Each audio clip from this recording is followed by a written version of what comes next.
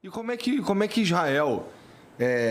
Israel tem alguma necessidade comercial, alguma coisa a ver com a Rússia, cara? Porque, assim, nesse momento que a gente está vendo aí um isolamento Na verdade, a gente está vendo que o Ocidente está tentando foder a Rússia. Isso fode o povo de Israel também? Então, assim... Para o tamanho do país, o exército de Israel é muito grande. Porque Israel é muito pequena, né? Então, assim, Israel tem um know-how também muito importante de qualidade, não de quantidade. A precisão, os produtos fabricados dentro, assim, Israel luta guerras assimétricas, foi o que eu falei antes. Então, assim, você tem que conseguir atirar num túnel do Hamas em Gaza, que está embaixo da terra, de noite, sem ninguém se ferir. Você não pode errar um metro. Os pilotos precisam não errar um metro, porque ninguém tem interesse que morram civis. Infelizmente, eles acabam ficando no fogo cruzado, mas isso tem sido evitado, tem que ter sido evitado. Quanto mais tempo, mais trabalho tem que ser feito em relação a isso. Então, assim, Israel tem uma relação com a Rússia estratégica, de coordenação com as ações que Israel faz na Síria. Tem uma guerra civil na Síria há 12 anos. Então, muitos grupos se formaram na Síria, dominam a região. O Irã se aproveitou e trouxe milícias iranianas, das guardas revolucionárias iranianas, para dentro da Síria. Por quê? Porque o Irã está a 1.500 quilômetros de Israel e na Síria eles estão a 150 da fronteira. Então, eles abrem uma base lá e conseguem fazer um ataque contra Israel de 150 quilômetros de distância. Sim. Israel não deixa isso acontecer. Frequentemente, de acordo com os jornais, Israel ataca alvos iranianos na Síria. Só que a Rússia está lá ajudando o governo do Assad a lutar contra o Estado Islâmico. Outro inimigo da Síria e que é inimigo de Israel também, mas que é inimigo da Síria, a Síria é inimiga de Israel. É uma baguncinha. É uma bagunça. Né? E agora, Israel não quer, eventualmente, que os seus ataques possam acarretar num erro de alvo e um ataque a uma força russa. Então, existe uma coordenação. Tá. E essa coordenação é muito importante. Agora, a relação com a Rússia, ela é muito mais antiga. A União Soviética, no primeiro momento, foi um dos primeiros países a reconhecerem Israel de facto. Quando teve a fundação de Israel, começou a Guerra da Independência, logo no dia seguinte, teve 1 ano e meio de guerra. A região inteira caiu sob embargo militar. Não tinha de quem comprar armas. Inclusive, os Estados Unidos não vendiam armas para Israel. Mesmo com a fundação de Israel e o Truman ter reconhecido Israel logo depois e tal. Então, Israel tinha que fabricar clandestinamente. Na época não era mais clandestino, mas fabricava antes dos ingleses irem embora.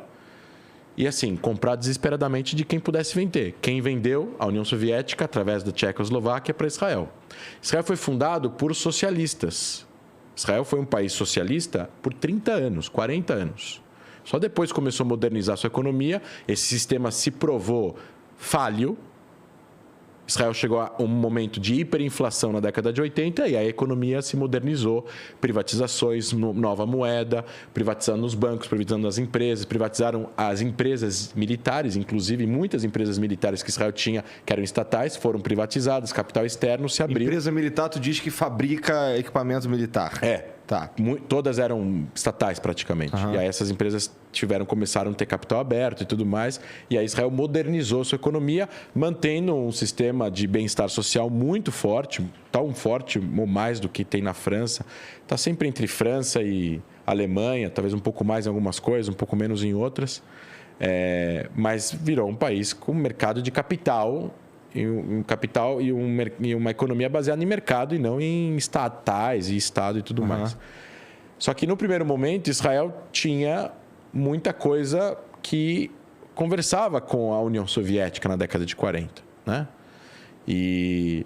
Só que depois que Stalin sobe ao poder e os crimes de Stalin, os genocídios ucranianos e depois a proibição da religião, a perseguição aos judeus e tudo mais, Israel se afasta, os judeus se afastam da União Soviética. E aí, enfim, a União Soviética, na Guerra Fria, apoia os árabes. E aí, obviamente, Israel, obviamente, não tem relação com a União Soviética e tudo mais. E aí, o apoio da União Soviética aos árabes, por os Estados Unidos apoiando Israel, né, de uma certa forma, acaba a União Soviética e depois passa um tempo e tal. Existem muitos, na minha opinião, muito antissemitismo na Rússia ainda. E existem algumas pessoas que têm boas relações com os israelenses. Então, tem alguns fatores. Israel tem 1 milhão de imigrantes russos, incluindo pessoas já de mais idade que lutaram no Exército Vermelho contra Hitler. 1 milhão de imigrantes russos é 10% da população. É, um pouco mais. 12. Louco. 1 milhão de imigrantes da União Soviética, vamos colocar assim, mas acho que a maioria russos. Tá. Né? Existem pessoas lá que lutaram. São pessoas que são veteranos de guerra do Exército Vermelho da União Soviética que lutou a Segunda Guerra Mundial. 2.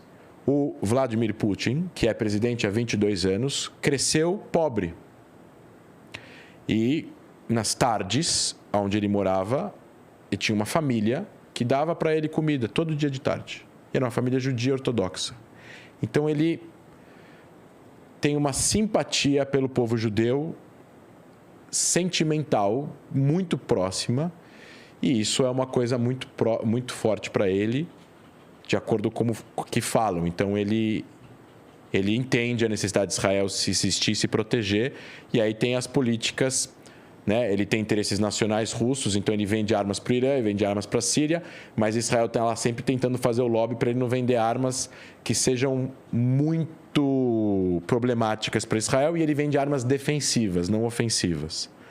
Mas é sempre uma questão com isso. Então, Israel tem uma relação estratégica com a Rússia.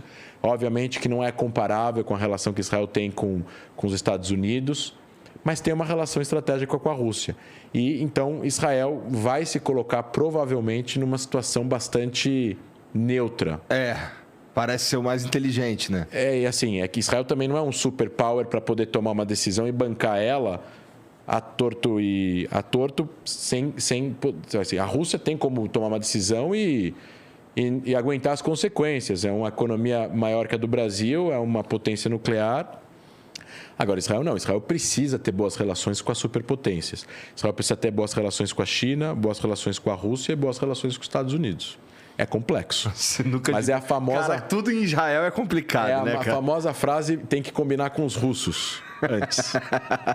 Que doideira. Não, mas a língua lá, você escuta russo para lá e para cá, tem jornal russo, tem canal russo.